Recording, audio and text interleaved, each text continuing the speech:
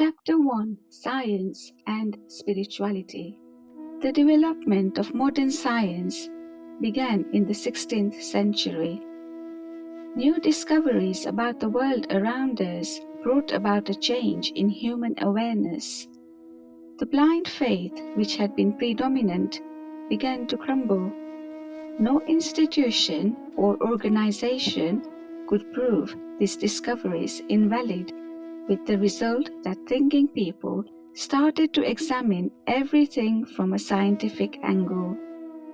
No longer were people willing to believe something simply because of tradition or church doctrines. A new age, the age of reason, dawned in Europe. Science presented an alternative way to understand the universe. Through the scientific method of investigation, based on observation, analysis, and conclusion, a relationship was established between cause and effect. This wave of scientific discoveries created doubts in people's minds in regard to religion. However, as science advanced and research probed more deeply, scientists themselves began to change their opinions. They began to talk about a certain factor which they called energy or power. In the 20th century, Einstein brought about a fundamental change in scientific thinking. His theory of relativity proved that what appears to be true is in reality not so. What seems to be an absolute truth is actually only relatively so. For example, when we travel in a train, it seems to us that trees and buildings are moving, but in reality they are not. In much the same way, the world and everything in it appears to be true, but actually it has no absolute existence. Saints call this phenomenon Maya. Scientists have also proven that the universe is permeated by a force which is never created nor destroyed. The principle which was formulated about this phenomenon is called the law of conservation of energy. However, scientists have not yet been able to find out what this energy is. In the scriptures, it is called soul or Sat Chit Anand, which means truth, consciousness, bliss. Scientific research has revealed that the ultimate form of matter is energy. When matter is broken down into its subtlest form, only energy remains. Scientists are incapable at this point of studying it further. The scriptures mention three fundamental phenomena: God, Brahm, the embodied soul, Jeev, and nature or the phenomenal universe, Prakriti. God is said to be omnipresent. Therefore, if a scientist probes deeply and precisely enough into nature, he should find God. However, science is itself unable to study that phenomena which is paradoxically all-pervading yet aloof from nature. Paraphysical institutes have been established to examine those phenomena which do not yield their secrets to ordinary scientific study. In spite of this, it is incorrect to claim that science and spirituality are mutually opposed. Scientific principles do not contradict spiritual principles, but rather reinforce them. The truth of the matter is that where science ends, spirituality begins. Science is attempting to discover the subtlest or ultimate form of nature. This same investigation was called spirituality by the sages of old. In the real sense, spirituality could be called the complete science which throws the light of understanding onto all other scientific disciplines. We perceive material existence through our senses. The entire creation seems to be a combination of energy and insentient matter, for which the scriptural terms are Purush, creator, and Prakriti, nature. The universe has been created from certain elements.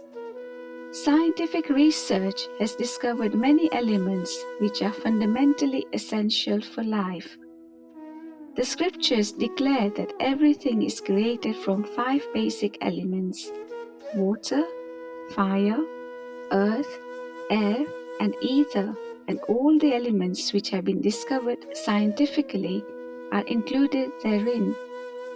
Therefore, science is simply confirming the scriptural concepts of creation. Indian scriptures say that creation was a gradual evolutionary process, and the evolutionary theories advanced by scientists tend to prove this. The scriptures maintain that the universe is a combination of 3 creative attributes or forces called Sataguna, Rajagun, and Tamagun, whose atomic equivalents are electron, proton, and neutron. However, there is something else beyond these forces, which also cannot be perceived by the senses, and that is Sat Chit Anand. This is the omnipresent energy. The matter-energy phenomenon displays itself during an atomic explosion. The transformation of the atom into energy indicates that the source of everything is energy. The phenomenal world is totally dependent on the creative energy of Sat Chit Anand in the same way as planets originate from a sun and revolve around it. While the life energy is active within us, we are what we are. The moment it demanifests, we cease to live.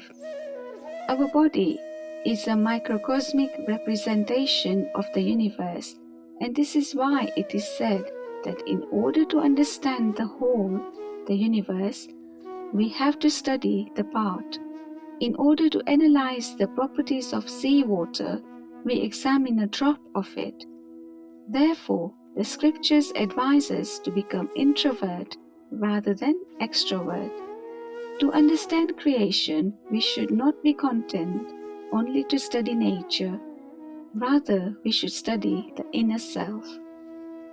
Only human beings can do this. Only humans can engage in spiritual pursuits. The desire to realize our true nature, to achieve enlightenment, is inherent in human beings. A person can still feel unfulfilled even though he has reached the pinnacle of material success. When someone feels that he is lacking something, he goes in search of that elusive thing, and until he finds it, his thirst is never quenched. This can be also explained scientifically. The atom has a natural tendency to achieve an inert state. That is why atoms undergo chemical reactions with each other. Elements react with one another because they all want to become inert or stable. Inert gases, such as neon, do not combine with other gases. All atoms wish to complete their outer shell. Even the minutest particle of matter wants to achieve stability. So it is natural that human beings, who are after all composed of billions of atoms, wish to achieve a state of total stability and completeness. Everything we do is merely to achieve total satisfaction. But unfortunately, this cannot be found in material things because matter has limitations. A person can only have complete peace or satisfaction when he or she has known something which is infinite and limitless. Therefore, our instinctive tendency, our innate religion is to seek total satisfaction, and someone who does not proceed in accordance with this instinct can never be happy, either in this world or the next. In the Bhagavad Gita, Lord Krishna said to Arjuna, Even if someone studies many scriptures or worships many deities, his actions are useless until he receives spiritual knowledge. The Hindu scriptures describe two kinds of knowledge. Apara knowledge is the study of nature or the phenomenal world. The Gita says that the universe has been created from 8 aspects of nature: the 5 elements, mind, intellect, and ego. All empirical scientific disciplines go only as far as the analysis of matter, or at the most, the analysis of mind and intellect. Freud and others have tried to analyze the mind. They talk about conscious, unconscious, subconscious, mind, and ego. All this is included in apara knowledge. On the other hand, para knowledge is that which leads to the direct experience and realization of God, or truth, consciousness, bliss. The Vedas also talk about these two types of knowledge. The Upanishads mention the sage Narad, who was unhappy in spite of having mastered 14 different kinds of knowledge. He complained to the saint Sanat Kumar that even though he was so learned, he had not found spiritual peace. Sanat Kumar advised him to receive spiritual knowledge. Undoubtedly, progress in both types of knowledge is necessary for a balanced and happy life.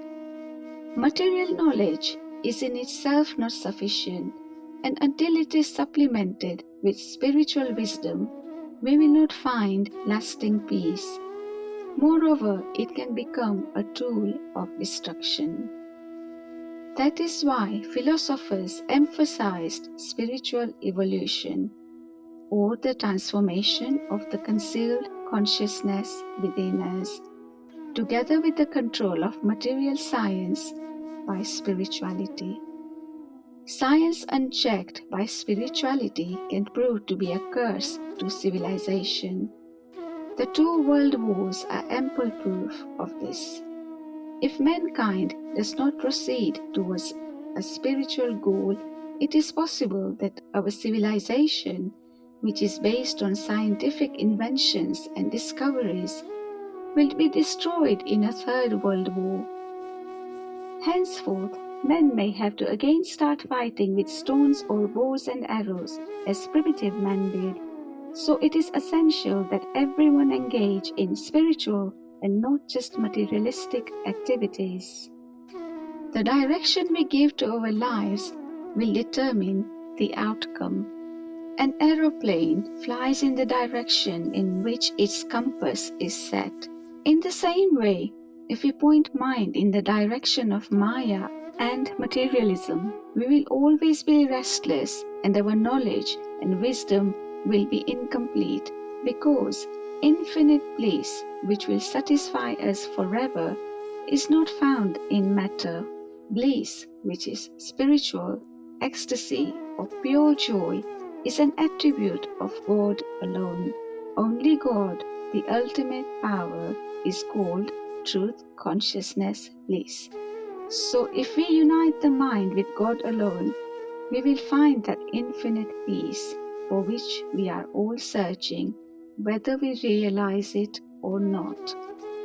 A scientist can never find spiritual knowledge through science, nor can he study it, because science has inherent limitations.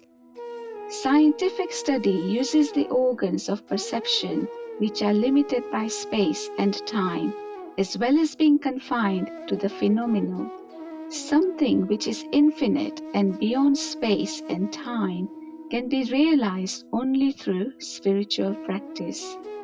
Empirical science describes only the forms, qualities, and deficiencies of matter, and only partly at that. However, that which is the root of all knowledge can be realized and understood only through spiritual knowledge.